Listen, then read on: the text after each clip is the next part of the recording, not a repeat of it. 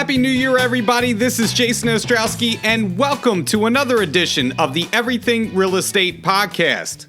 We're starting the year off right in the episode today with our very special guest. He is the CEO of Berkshire Hathaway Home Services, Fox Roach Realtors, and the Trident Group. Of course, I am talking about Larry Flick, also known to many of us as L5, and we're going to cover the year ahead in 2023. We'll touch upon the marketplace in our Fox and Roach footprint and what Larry anticipates sales are going to look like this coming year. What will interest rates be doing in 2023, and what can we expect out of the mortgage market? And of course, we're going to cover Fox and Roach, and in particular, what is Larry's vision for us in 2023, and what changes are going to be made for the good for your business moving forward. So I'm really excited to have Larry on today and be able to pick Larry's brain a little bit about the upcoming year. So let's get right into it with our CEO, Larry Flick, and we'll pick it up on the other side. Most know him affectionately as L5. Of course, I'm referring to none other than Larry Flick. Larry, I am very excited and very happy to have you on the podcast. Kick off the new year. How you doing today? I'm doing great, Jason. It's great to be here. Thanks for having me. Thank you for that nice introduction. Appreciate it. Well, no problem. I know we had a little bit of computer problems getting on, but we're here now. Yeah. I'm ready to go. And I thought that this would be a great way to start the year. Have our CEO on, and we talk about, the year ahead in 2023. And a lot of agents hear things about the marketplace, or they see things happening right now. I can tell you just personally, it feels a bit confusing to me out there. For example, I just had a property that I had 13 offers on. We went way over asking. It was, 2021 all over again. We had 62 showings in 3 days and limited time frame of showings too. We actually had showing restrictions. And then I hear from colleagues, yesterday, I'm on a Zoom call with some of my colleagues that are kind of all over the Fox and Roach footprint. And they say that where they are, things have slowed down. And so my first question to you is, what does the market look like in 2023 in comparison to 2022 in terms of sales, units, and appreciation year over year in our general footprint in your estimation? Yeah, we really noticed 2022 changing literally early April 1st. I met with our CFO, Ryan Slizovsky. We meet every month. We take a look at where we are during the year, and we forecast the rest of the year. And we noticed that pendant sales dropped off immediately. It was like the spigot turned off early April, and sales dropped around 20% year over year. And we sort of saw a drop off year over year, month to month, in the range of 10 to 20% relative to what we were forecasting. And in the fourth quarter of the year, things started to drop off more significantly when compared to last year. Now, there's a lot of comparisons being made year over year. It's typical. You take December of 2022, and how did that compare to December of 2021? And you're going to see significant drop-offs, 30, 40%. That's across the entire country. The whole country is seeing that. But I don't think that's a real fair comparison, because 2022, 2021 and 2020 during the pandemic, in our marketplace, we didn't really realize the cyclical nature of the year. Typically the first quarter and the fourth quarter are pretty slow, and the middle two quarters are very busy. But the pandemic sort of removed that cyclical nature of the year. So you're comparing a traditional year in 2022 where sales are going to drop off in Q4 compared to December of 2021 where sales did not drop off because we were still part of the pandemic. So first of all, you're going to see a significant drop off Q4 of 2022 compared to Q4 of 2021. But in my opinion, it's not a true apples to apples comparison. So people should not read that into next year's going to be 30, 40% off, right? The company, we closed the year last year, 28,000 sales, which is, healthy year, right? Now, compared to 2021, we had 36,000 sales. But 21 will go down, in my view, in history as the most robust real estate market we're ever going to see. So you really have to set that aside. right? So, I think for next year, in our marketplace, right, we don't see the ups and downs as much as some of the other marketplaces across the country, like California, Florida, the Southeast during the pandemic, Arizona. We don't see the volatile swings in units and average sale price that those marketplaces see. So we didn't see the big upturn, and I don't think we're going to see a huge downturn. So I think for next year, 5 to 6 to maybe 8% shortfall relative to this year, but I think it's going to be a tale of 2 years. I think the first half of next year is going to be more like the second half. I'm sorry, the first half of 2023 is going to be more like the second half of last year. And then as interest rates continue to move down, I think you're going to see some pent-up demand, people that wanted to buy in the last 6 to 9 months and then saw interest rates move from the 3s to the 7s. And then I think the second half of next year, interest rates are going to move from this, they're now in the 6s down to the 5s. And those people that are on the sidelines are going to get off the sidelines. And I think the second half of next year is going to be, second half of 2023 is going to be more like the first half of 2022. So it's really about sort of charging through the first 6 months, doing what you can as a realtor and as a company for us, but setting yourself up for the second half of next year. So I think at the end of the day, probably a 5 to 6% shortfall in units. Average sale price, I expect to remain stable. Inventory is still low. We're looking at a 2.3 month supply of inventory right now, still very, very low. And for that reason, for that lack of supply, I think that's going to be the trigger that stabilizes and holds average sale price where it is. Yeah, I couldn't agree with you more. I just, I have clients that always talk to me about, well, are we going to see some huge downturn? And you had mentioned the stability of our market and where we are, and we're not like other places in the country. So a lot of times when we look at real estate statistics, we're talking nationally, and everything gets lumped in together. And I go back to, the crash in, 2008, 2009, when certain places in the country, the appreciation, it was cut in half. And our market was relatively very stable, comparatively speaking, to some other places in the country. And, you talk about the rates, and of course, the market in 2023 is going to be largely dependent on where we are mortgage rate wise. And you referenced those people that have been in the market, those poor buyers of ours that have been in the market forever when, they started when the rates were 3%. They couldn't get a house because there's 20 offers on a property. And then rates more than double, 6 months later after they're looking. That's really tough. So, again, you kind of reference the rates and you anticipate them kind of maybe subsiding as the year goes by.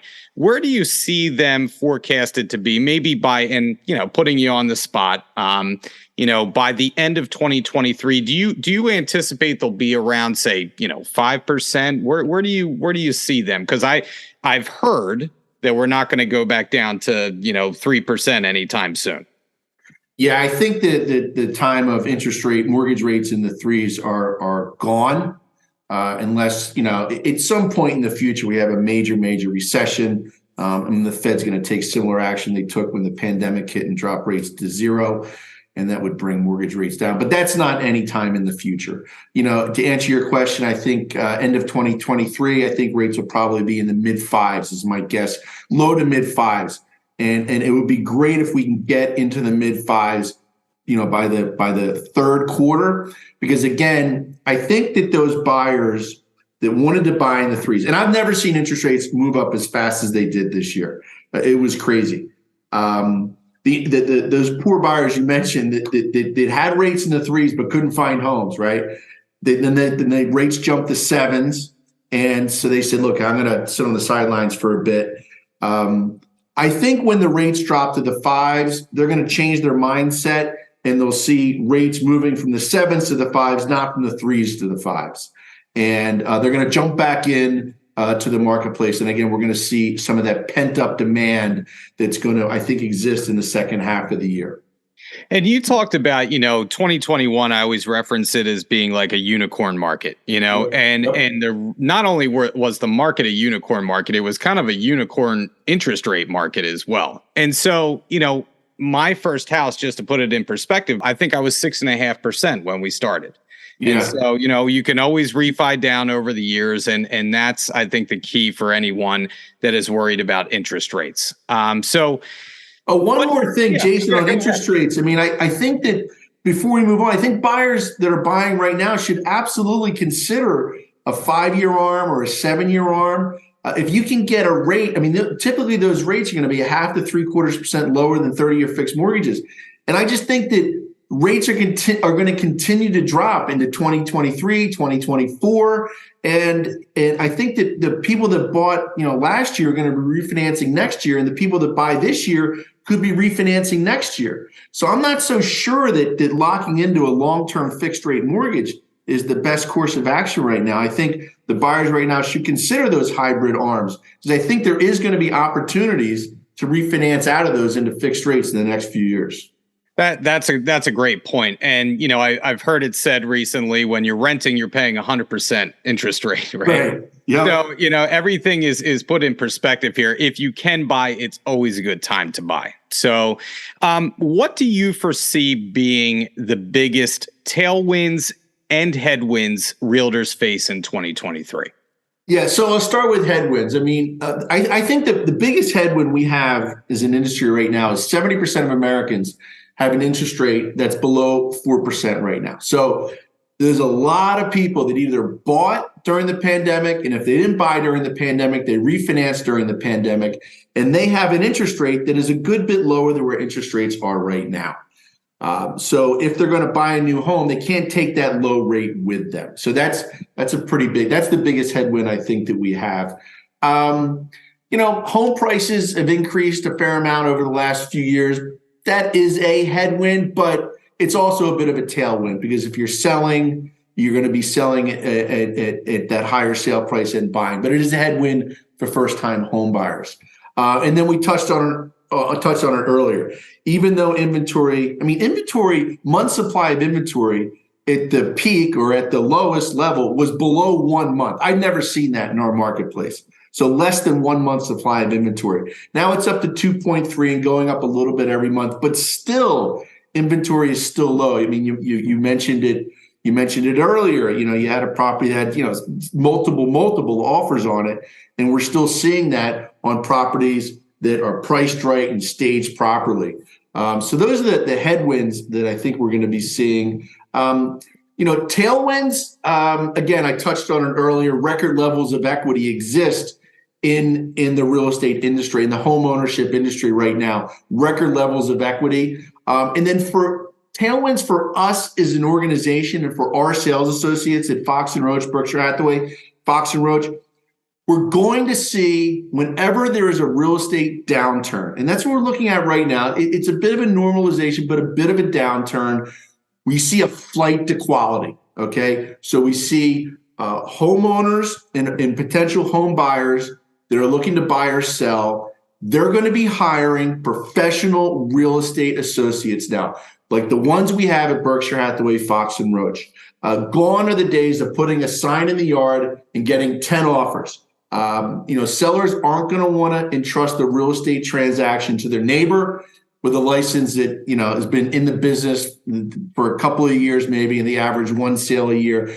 They're gonna need to, and they're gonna want to hire a Berkshire Hathaway Home Services Fox and Roach sales professional. So that's a big tailwind for us as an organization. For buyers, there's going to be less competition than what we saw during the pandemic. The tough thing, the sad thing about the pandemic is, if you wanted to buy a property, you practically had to waive everything and give up all your rights as a home buyer.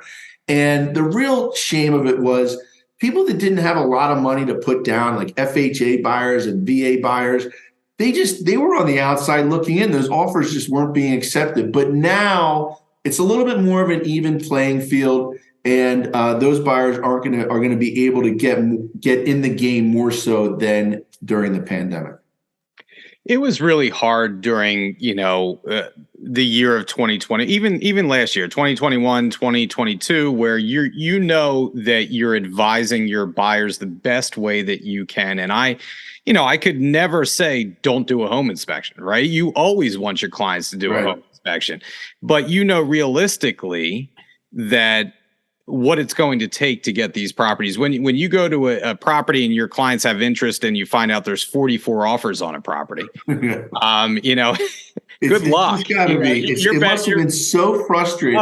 It's awful. Buyer. You feel like you have a better chance at winning the Powerball or the Mega Millions right now. Your better chances of getting struck by lightning and eaten by a shark at the same time than getting a property. And I do really look forward to this market in a way, because there is less competition. And you would mention the professional realtors out there at Fox and Roach, and I always talk about the dabblers that were in the market, and there's nothing more frustrating as, I consider myself to be, a professional agent. Sure. There's nothing more frustrating than to see the dabblers, the sellers or buyers may not even, the sellers in this case may not know that, they put a sign in the yard, like you said, and it sells. Right. But they could have gotten X amount of dollars more if they hired a professional. I think that's the distinction. And now you see skill come back into play, which I readily accept and am looking forward to. So, agree. Yep. So let's talk about just Fox and Roach and your vision for 2023 for Fox and Roach. Is there anything specific that you want to touch upon or you get excited about that we're doing in 2023? Well, before I get to that, I just need to say, running this company is truly an honor and a pleasure.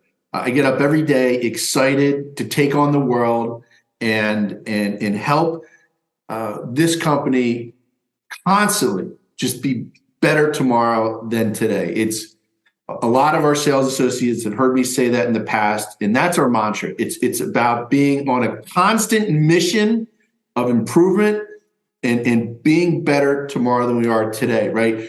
We're the number one company in our marketplace. We're the number one company in the Berkshire Hathaway network, but that is not good enough.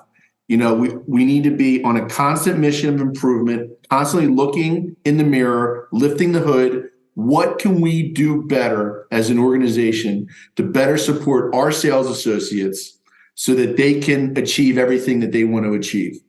And that's what the survey was about. That's what Project Elevate was about.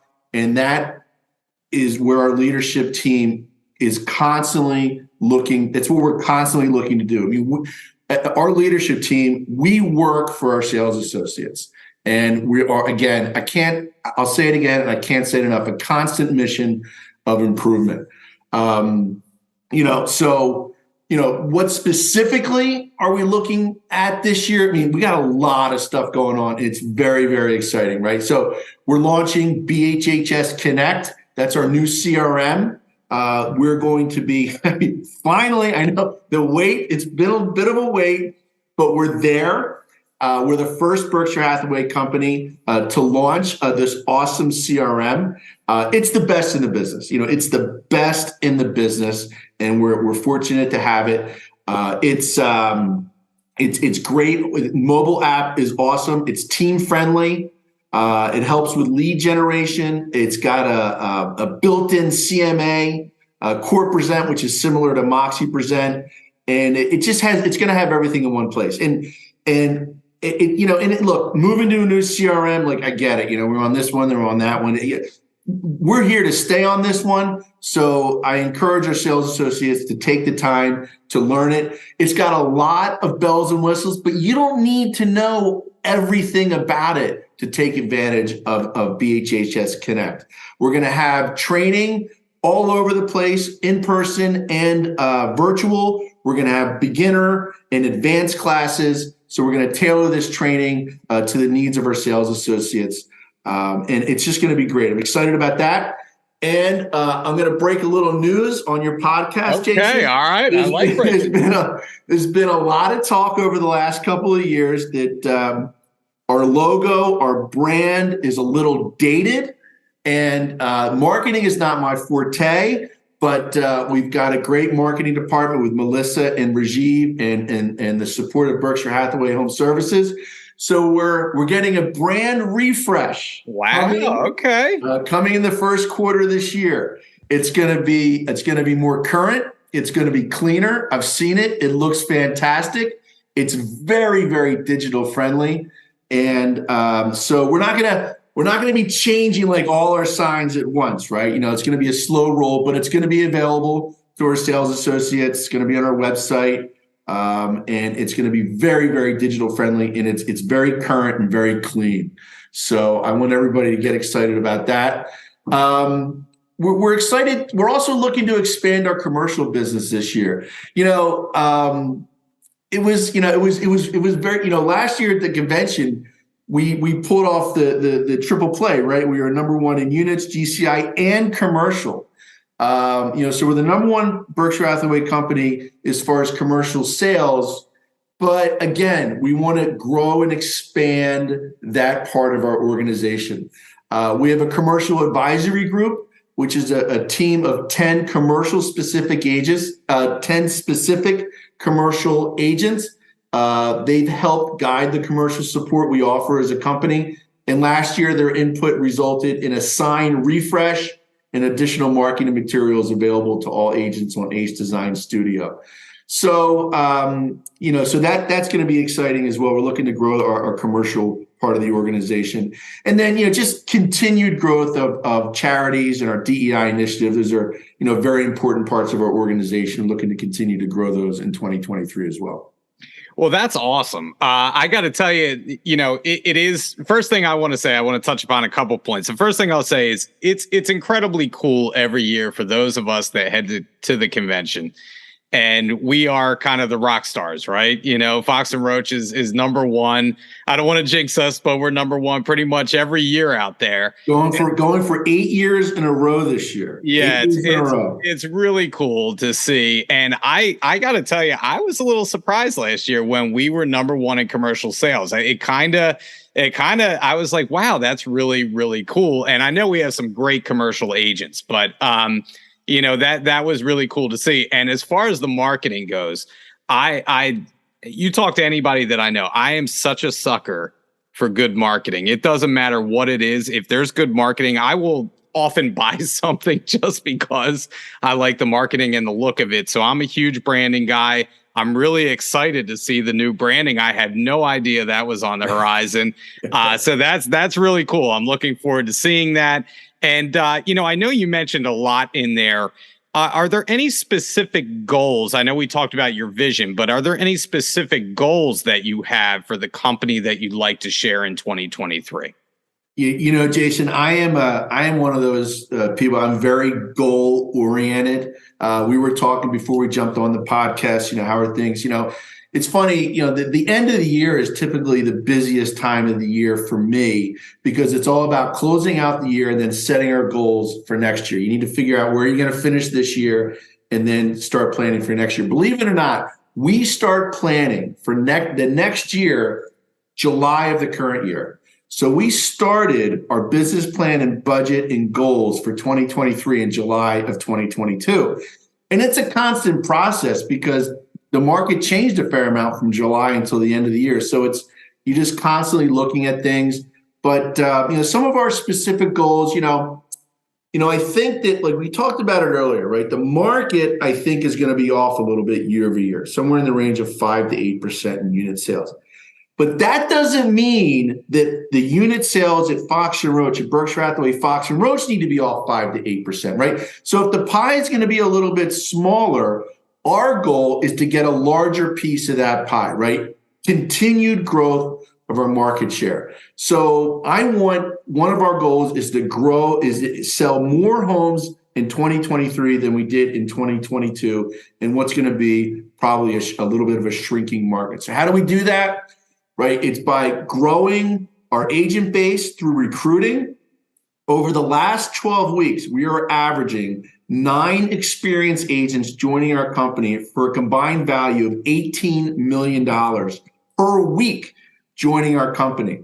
So a lot of agents are seeing the value of our organization. They want to join the number one company in the marketplace, and that's Berkshire Hathaway Fox Roach Realtors. So that's one way that we can do it. Second is to help our current agent base grow their production. I mean, the goals for the agents that we have, our agents, the Berkshire Hathaway agents, should be the same. Grow your business year over year. Like we talked about earlier, there's going to be a flight to quality. The flight to quality is sales associates joining our great organization, and then buyers and sellers using the sales associates at our great organization, because we are the professionals that they're going to need to navigate what's going to be a little bit more of a difficult market in 2023 than 2022. So that's the first goal, grow units year over year. Second, continue to grow our market share, which is kind of the same thing, I guess. Continue to grow our market share. Again, we're the number one company in the marketplace, but we want the gap between us and number two to continue to grow. And then finally, I love to be on that stage, support, representing our great organization and get number one in the Berkshire Hathaway the Berkshire Hathaway network for the 8th year in a row. Units, we should do well in units. GCI, I don't want to get everyone's, GCI is going to be a little tougher this year because, BHHS California is the one we're always competing with. And their average sale price went up to $1.4 million this year from like $1.2 million last year. So that's going to be a bit of a bigger lift this year, but we're hoping that we're going to do the hat trick again this year. That would be something else. Yeah, California properties is always, nipping at our heels there. Yes. And it is tough with that average sales price. It's pretty amazing out there. I mean, we beat them last year. It was like less than 1% in GCI. So it was as tight as ever last year. Yeah, I believe it. I believe it. So, we live in the day and age of hot takes. We have some hot takes on sports, on culture, politics, et cetera. So in that spirit, what is your hot take on the real estate industry in general? Where are we heading this year as an industry? And is there anything personally you want to see change in our industry right now? What are the things that we're doing well, and what can we improve on as an industry? Well, as far as, the hot take, I mean, I mentioned it earlier, flight to quality. We've seen it in the past. We're going to see it again. Flight to quality, flight to quality. Right. So the agents at our company are going to benefit from that. And we as an organization are going to benefit from that. And then a little bit, again, normalization of the market. I think, a little bit more of a balance. I mean, I think month supply of inventory is going to continue to grow and we'll get into a more balanced state. I mean, a true balanced market, month supply is in the 5 to 6 months range. I don't think we'll get there this year, but it'll get a little bit better. Yes, what do we do well? What we do a lot of things well, right? But getting away from the statistics and the numbers, we work as an organization better together. I like to tell people, we have 5,000 sales associates, 68 sales offices, and 450 employees, right? It's a lot, right? But we still have that small company feel. I really believe that to my core, that small family-owned company feel. We're able to move and adjust quickly, just like any small organization out there. Our leadership team, our employees, I mean, we genuinely, truly care about our sales associates and what their goals are. And we really want to help all of our sales associates achieve those goals. I mean, that's our core thing. And I mean, that's why, the pandemic was not friendly to us as a company, because, we're all about being in the offices together, working together, popping into the sales leader's office and bouncing something off of that person and helping our sales associates achieve everything they want to achieve. So that's why we're really trying to get everybody back into the offices again, because, I mean, that's who we are, working together. It was so frustrating when we were in Nashville and we were riding this big high and we were ready to embark on all these live events. And I was so excited. And then just the world shut down. And I remember it so vividly, sitting with my executive committee the Thursday morning after we got back from Nashville. And if you remember back then, Jason, it was like, okay, everybody go home for 2 weeks, and then we'll come back into the offices in 2 weeks, right? And then it was like another 2 weeks. And the changes were so fast and furious. It was so hard to keep up. And, the rules were different for all 3 states and how we could operate and essential services. So, I'm glad that that's behind us. But what do we do well? It's our passion, right? It's just our passion in working together as a team. And, where can we improve? It's just, there's always room for improvement. It's always about lifting the hood and looking closely at what we're doing.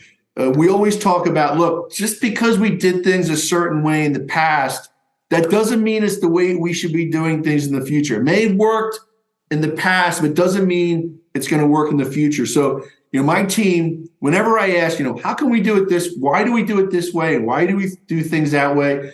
They know now, never answer that with, well, that's the way we've always done it, right? So, so it's just constant improvement, constant, lifting the hood. What can we do? What can we do better as an organization to help support our sales associates? And do you think, like, as an industry, right? And I think the pandemic really kind of accentuated, I guess, some positive things and some negative things, right? I think positively, like, where there's a will, there's a way, right? You had mentioned when we were shut down, we had to find a way to make a living out of everything. I remember the first time I went to show a house after we had been shut down for months.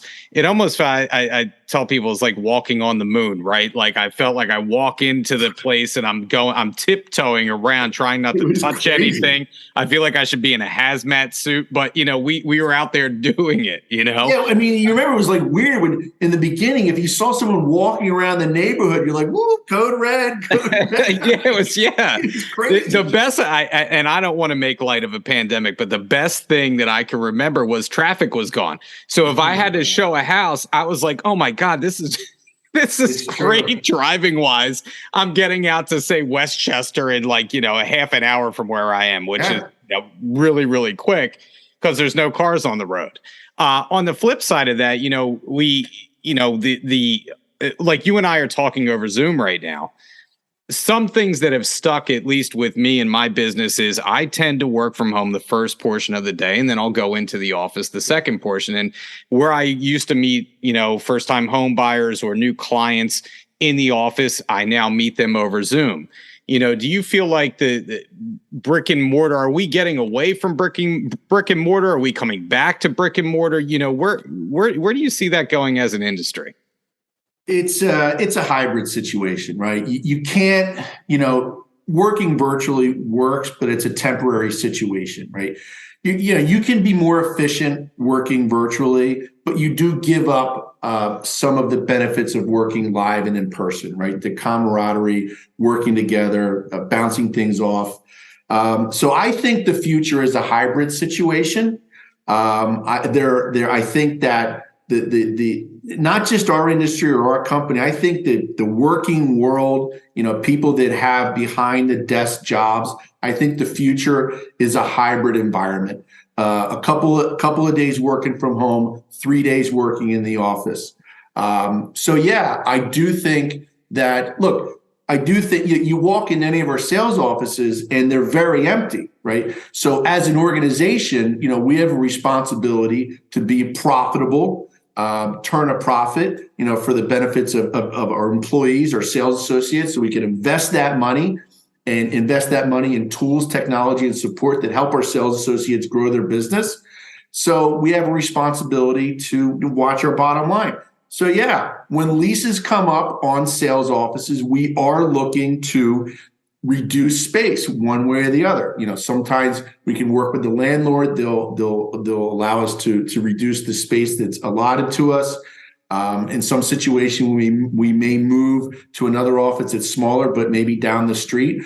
Or in some situations, we may combine offices that are super close to each other. And the net effect, now this is a very long-term situation because, we have 75 buildings and leases expire anytime between now and 7 years from now. So it's a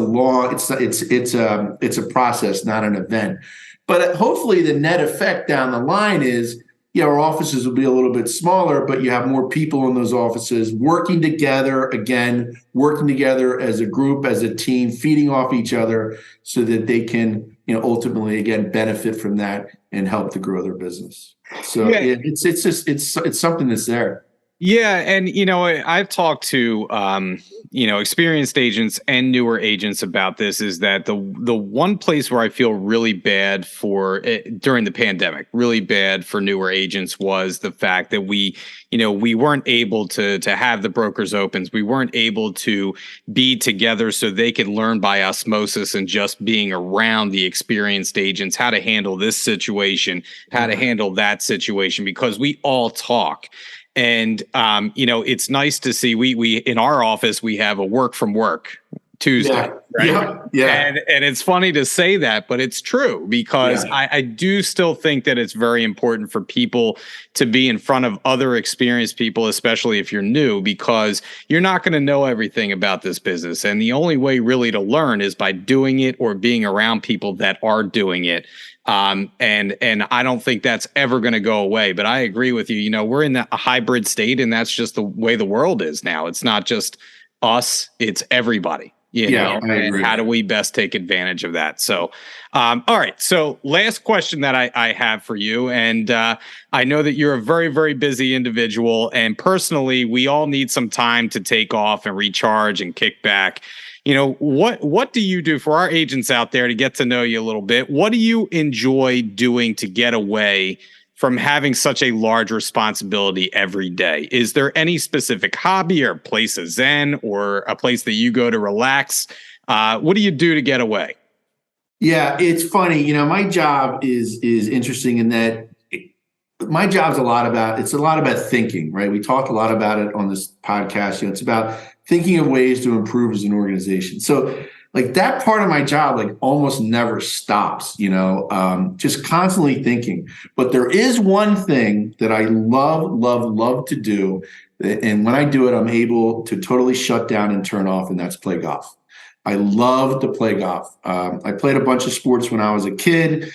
And as I enter my early to mid 50s, golf's pretty much the last sport that I'm able to really do. I'm not going to run up and down the basketball court. I'm not going to, run around the tennis court. I've got some injuries that I got over the years. So golf's the last one.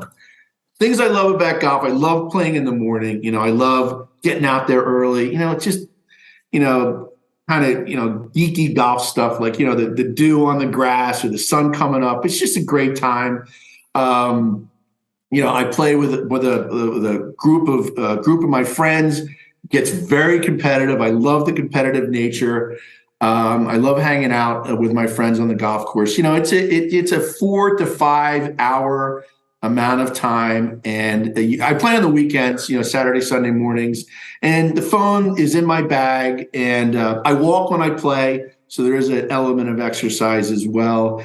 And I just love to play. I love the game. I love being out in nature with my friends, and playing golf and then hanging out afterwards. And I'm really able to truly shut it down when I play golf on a Saturday or Sunday morning.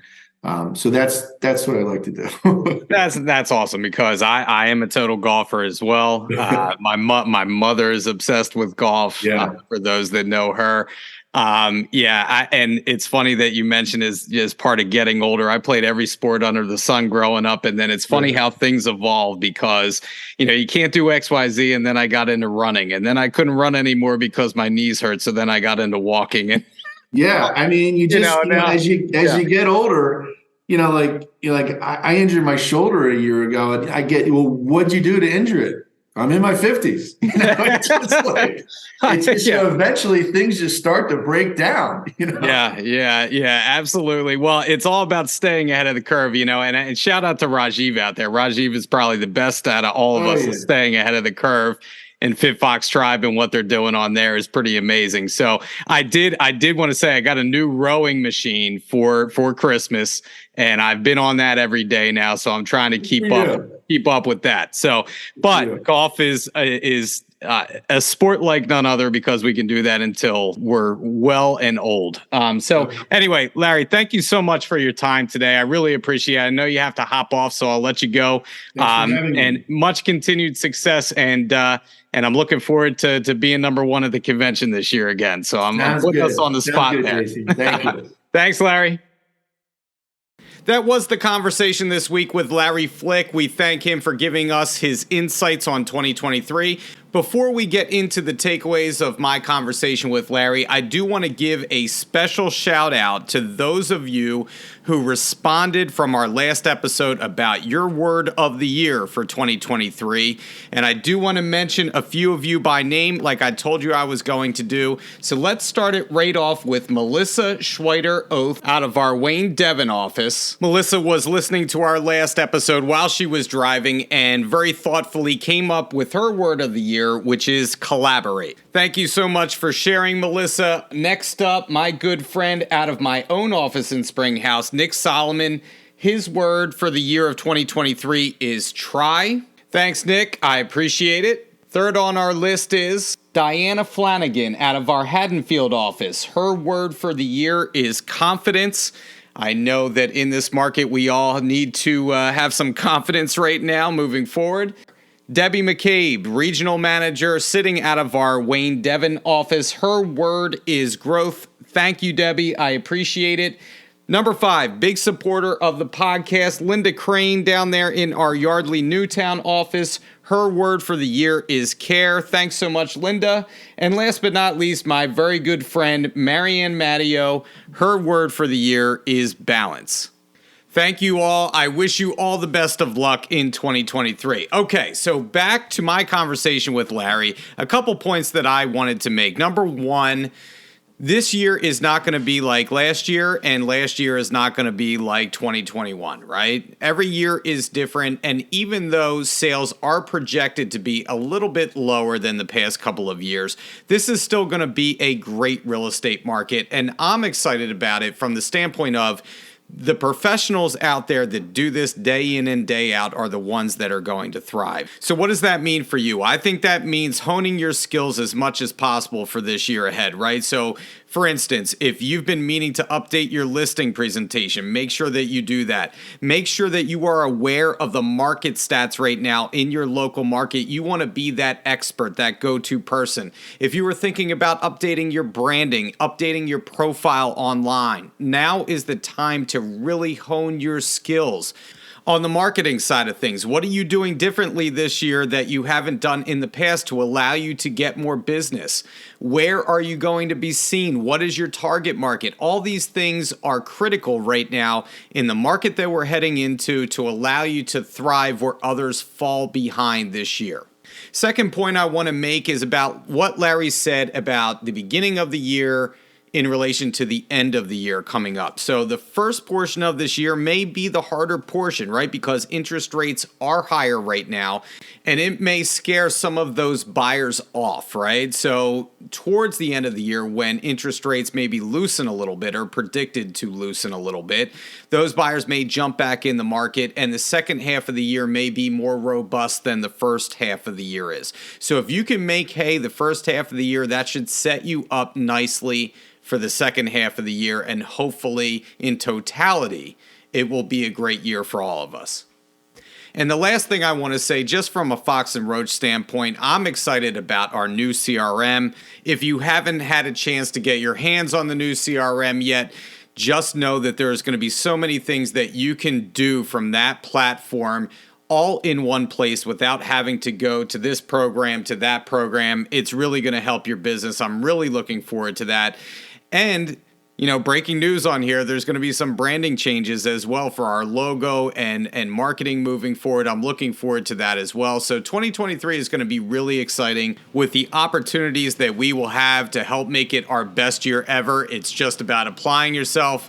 And if I can go back to my word of the year, executing on making that happen. Well, that's it for the podcast this week. We will be back in another couple of weeks with a new topic, a new guest. And as always, if you want to hear something that we haven't covered yet, please reach out to me, jason.ostrowski@foxroach.com. And if you haven't liked and subscribed to the podcast or given us a review yet, please do so. It helps us to reach more people. Once again, this is Jason Ostrowski saying stay safe out there, stay selling, and we'll catch you on the next episode of the Everything Real Estate Podcast.